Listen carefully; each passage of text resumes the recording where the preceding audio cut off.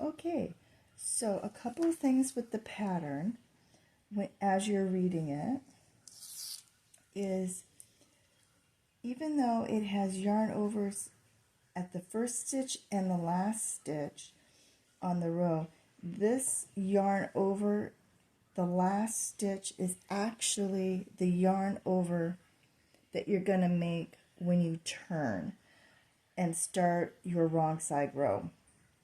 And I will show you that in just a second. Remember, highlighter tape is your friend. It helps mark off your pattern very easily. Another tip is there's no great place to put a yarn counter if you want to use one. A yarn counter is not mandatory. It does make life a little easier and better. But to mark which way you're going as the right side versus the wrong side, you're going to want to put a stitch marker on there, and then I found that's a great place to also hang your row counter. I update my row counter every other row, so I'll knit a right side, a wrong side, and then change my row. So for an example, and I'm all tangled up here, goodness sakes. Okay, here we go. First thing is I am knitting the opposite of what most of you are knitting. I am knitting left-handed, so my stitches that I'm going to be knitting are going to be held in my right hand, and my left hand is the one that's going to be doing all the work.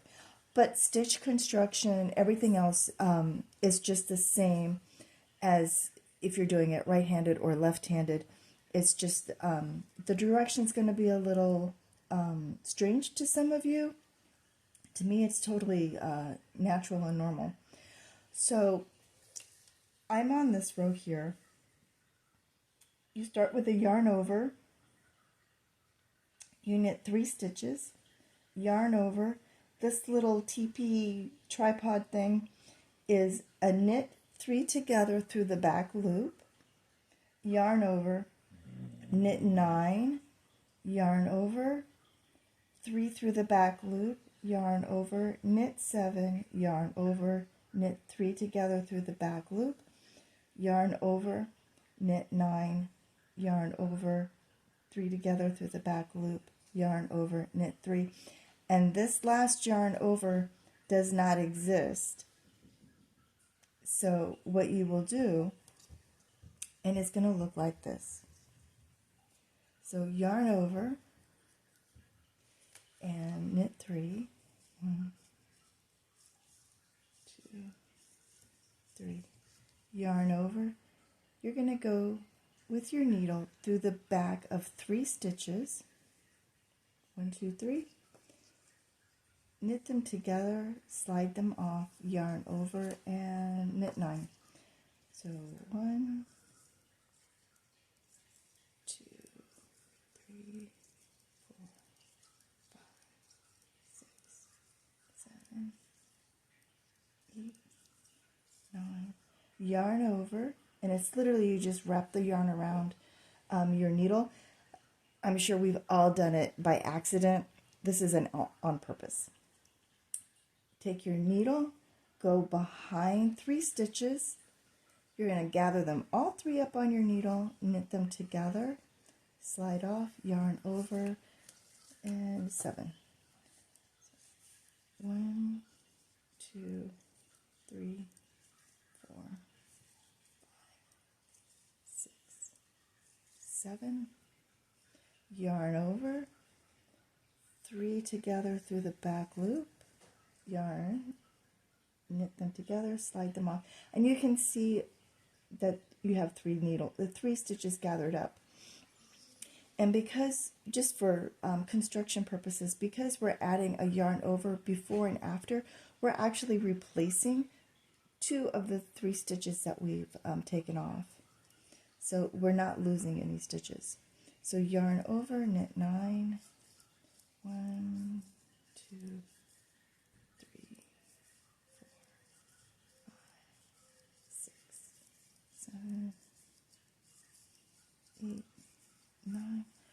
3 together through the back loop,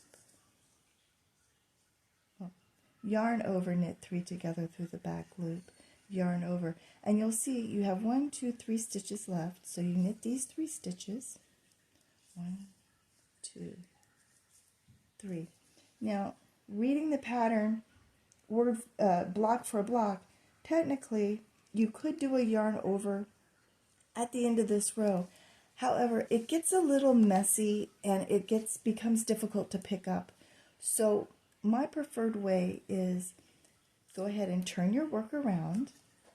You now have the wrong side row facing you, and start this row with a yarn over.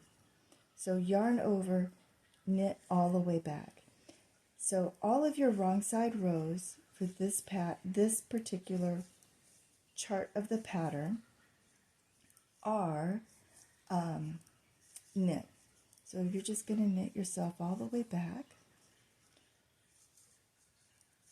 to the other end.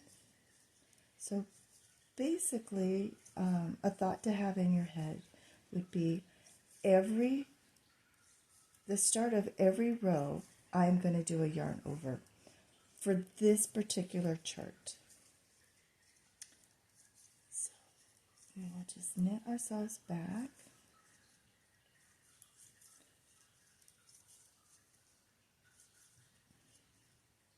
And remember, this isn't a race. You could certainly, some people I think throw their yarn. I do continental, where my yarn stays put. My finger doesn't quite get the work out that some people give their fingers. So, yeah. So we're at the end of our row, and we're just going to knit that last stitch. We're going to turn our work around, and at this point is when I update my row counter. And because I've completed 2 rows, I'm going to advance it by 2 rows. Then, if you're using the highlighter tape or whatever version you are of keeping track of your rows and marking things off, you can move your highlighter tape up 1 row, and you're ready to start your next row. So that's a couple of my tips that will help get you started.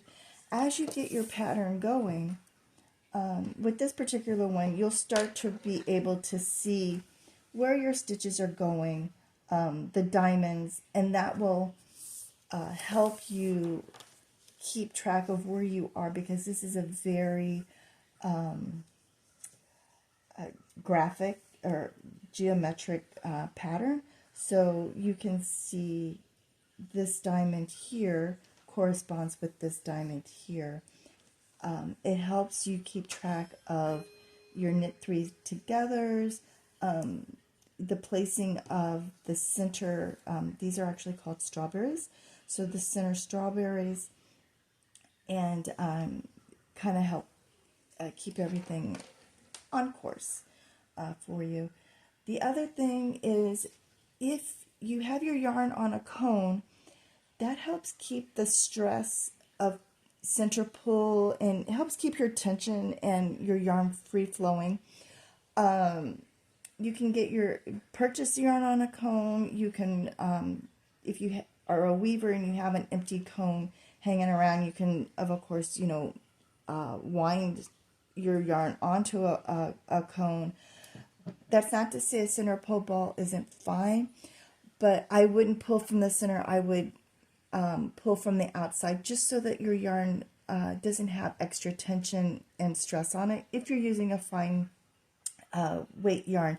If you're using something like light fingering or sock yarn, it may not be such of an issue, but I know that sometimes with the finer yarns, you could any extra tension or friction or anything can affect how your tension is on your pattern.